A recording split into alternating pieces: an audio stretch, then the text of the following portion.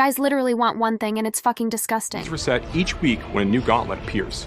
There are solo leaderboards for each class, as well as party leaderboards that vary with party size. And of course, there are a set of leaderboards just for hardcore players too. What the fuck, bro? What the fuck is with this fucking Ziz cunt, bro? You think you're a fucking mad cunt, bro? Chill out, Ziz, my goddamn homie. Leaderboards are coming soon, and we need to prepare for them. That's why I've compiled this amazing new barbarian build for you legends. So what is this build then? Well, it's basically a charge barbarian on steroids, but instead of injecting testosterone into our dicks, we'll be injecting them onto our gear instead for maximum speedrunning potential. It's so insanely fast that it not only runs around at the movement speed cap, it also has unlimited charge and leap. Oh, but if it's so goddamn fast, it must be weak then, right? Oh, hell no. It still one-shots bosses regardless and speedruns tier 100 with ease. It's so hecking. Paragaming approved that this is the build that I will be running when the leaderboards drop. Alright then, so how does it work? Well, shit, son, I'm glad you asked. Previously on this channel, we have focused on dealing maximum amount of damage. This damage has relied solely on overpower, but that is no longer the case. We will be dropping a lot of overpower for more consistent damage and movement speed, while still being able to one-shot bosses with the overpower that we are keeping. It does this while being as fast as possible, of course. As you may have seen, this build uses triple shout along with charge and leap. The main damage will be coming from charge, but also from rend, using the Ravenous Ring. The build also runs Iron Skin, which we can keep up permanently. This allows us to be immortal, but also benefit from an aspect for more damage. In previous builds, we have been using Wrath of the Berserker instead of Iron Skin, but as we will not be spending and Fury with this build, that skill will be dogshit. Now, if you haven't seen any of the Gauntlet footage so far, it's supposedly to be the same difficulty as a tier 70 nightmare dungeon. This is pretty damn low for gigablasting barbarians such as us, but it also allows us to incorporate more AoE in the build to easily clean up enemies. One way the build does this is by using the Pet Cuck for damage, exploding enemies with the registered damage support stone. Alright, so what gear am I using then? Let's take a look. Oh, what the shit is this Gallo Maosmod Post? Sorry about that. If you can't keep yourself from cooming, you may need to use another helm. The Godslayer Crown and Tusk Helm are two options that you can use for some extra damage. If you had any worries about not being tanky in this build, then you can go screw yourself, because I can run tier 100 with ease using the Rage of Harrogath. This means that I'm skipping 4 defensives as well as 6,000 armor. It, however, grants us up to 10% crit chance, as well as reduced cooldowns. If you're still not convinced about the survivability, however, then you want to grab a bunch of defensives, preferably along with max life, and then imprint Juggernaut Aspect. On the gloves, I'm using these stats. Ideally, you would want to swap attack speed here. You could grab Overpower if you have issues one-shotting bosses, or Dexterity for some extra crit chance. I managed to fuck up my aspect a bit before recording, but the aspect you want here is the Conceited aspect.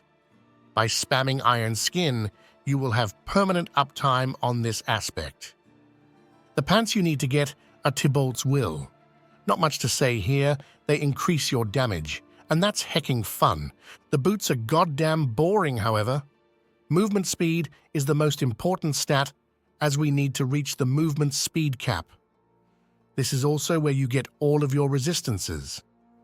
The best aspect by far is Ghostwalker's aspect, as it grants us a permanent 25% movement speed bonus. Now, for the big hammer, you will be looking for something like this. The only stat that I would swap here is damage to close enemies, and instead grab damage while berserking. Also imprint aspect of Ancestral Charge to get as much multiplicative damage as possible. I'm also using Overpower Ruby Gems, as there are no other decent options. You also want your charge to use the big hammer, so make sure that charge is set to bludgeoning weapon in the weapon arsenal. On the one-handers, it doesn't really matter whether you use swords or maces, so grab the ones with the strongest stats. The priority stats you want here are strength, damage while berserking, all stats, and overpower. The dual wielders will also be where you set your leap in the weapon arsenal. The brawler's aspect will help us a lot with killing large packs of enemies, and the Earth Striker aspect will be our main source of overpower in this build. God damn it, not again, PGGPF Fongofgen GMGFGP, sorry guys. Granddaddy gets me every time. If you haven't got it, then you can add a two-handed sword and the berserk ripping aspect to the build. Now for the amulet, you're going to want one with movement speed and cooldown reduction. For the other stats, they are not as important, but I'm trying to find one with heavy-handed passive as well as brawling skills. Any damage upgrades work, however. For the rings, one will be Ring of the Ravenous, and the other one should be using the following stats: crit chance, crit damage, damage to close enemies, and damage while berserking. As aspect, we want Bold Chieftain aspect for lower cooldown on our shouts. Well, goddamn friends, that was all the gear. You're probably wondering about the weapon expertise though, so let's take a quick look at that. The technique that we want is the two-handed sword expertise. This grants our charge a lot of extra damage. Two-handed axe is an option as well, but as we want to kill everything only pressing one charge, we want to be relying on vulnerability as little as possible. Now you know what time it is. Yeah, you're damn right. It's time for my big dick skill tree of epicness. The basic skills can eat shit. Grab whatever and go to the core skills to max out Rend for more damage from Ring of Ravenous. These passives doesn't work, however, with the ring, so skip those. In the defensive skill tree, I'm grabbing these defensives and then taking Rallying Cry along with Enhanced and Strategic Rallying Cry. This will be our main source of Fortify in this build, which is pretty damn good to have. After that, we grab Iron Skin to become invincible, along with Enhanced and Tactical Iron Skin, because why the hell not? It makes us tankier. We also want Challenging Shout and Enhanced Challenging Shout, mainly to reduce our cooldowns, but also for some extra defensives. In the brawling skills, we're grabbing War Cry. We also want Booming Voice to extend our shouts. After that, we max out Charge as well as Enhanced and Power Charge. Power Charge is the reason we manage to have 0 cooldown on our charge ability. Next, we have Leap as another gap closer and to proc Earth Striker aspect. We also take Enhanced Leap for lower cooldown. The passive Battle Fervor is the reason we manage to keep berserking up permanently, so make sure to max it out. We then finish by grabbing Swiftness for some extra movement speed. In the Weapon Mastery tree, we grab these passives for some more damage and a bit of extra defensiveness. Counteroffensive has decent scaling, and that's why this talent is also good to have on your amulet. We then head on over to the ultimate tree and grab a bunch of passives here simply for more multiplicative damage. Heavy-handed is also great to have on your amulet in this build. And lastly, the key passive. The best option by far is Unconstrained, granting us a permanent 75% damage bonus. That's all for the skill tree, my friends. If you've made it this far, show some love and subscribe for fuck's sake. Now let's check in on my buddy, aka Sex Toy Cuck Scorpion Robot. This stupid asshole actually manages to do a lot of damage using the Impale Covening Stone. It also seems to do the most reliable damage. When combined with the Registered Damage Support Stone, the damage is registered and it exploded all over nearby enemies. In Tier 70 dungeons, all nearby normal mobs explode, and even most elites using this stone.